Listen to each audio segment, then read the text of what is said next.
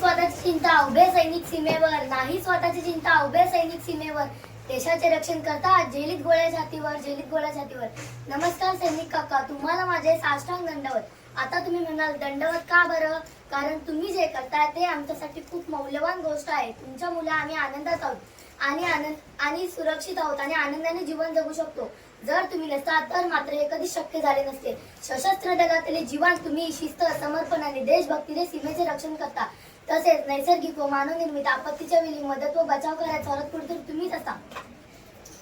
तसेच जगभरातील शांतता मोहिमेत तुम्ही मोलाचे योगदान देता आणि वेळप्रसंगी तर तुम्ही तुमच्या कुटुंबाची पर्वा न करता स्वतःच्या प्राणाची बाजी लावून भूमातेचे रक्षण करण्यासाठी सदैव तत्पर असता.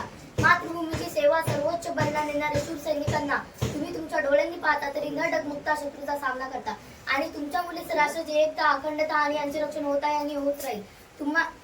यांचे रक्षण होत आहे आणि होत राहील. अनेकदा खूप मोठे मोठे युद्ध होतात.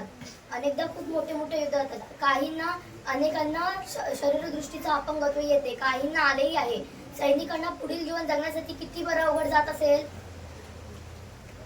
जनतेचे रक्षण करताना तुम्ही कुठली कसूरबाकी सोडत नाही. इतरांना कोणतीही अडचण आली का सर्वप्रथम तुम्हाला बोलवले जाते.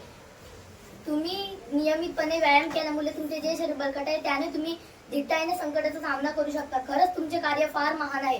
तुमच्या या उद्दात कार्यात सहभागी होऊन माझी मनापासून इच्छा आहे.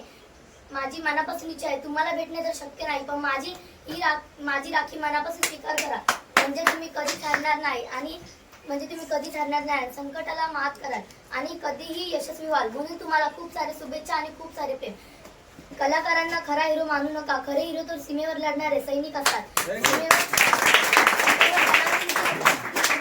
सीमेवर तणावपूर्ण परिस्थिती निर्माण झाली की तुम्हा जवानांच्या सुट्ट्या रद्द करण्यात आल्या. तातडीने सैनिकांवर कुटुंबाचा विरह सहन करून तुम्ही देशाची सेवा करता. इतके म्हणून खुद पर भरोसा रखो, हर मुश्किल का सामना आसान होगा. आज जब मेहनत करोगे कल वही पहचानोगे. इतके बोलून मी माझे काय चार शब्द संपवते. जय हिंद.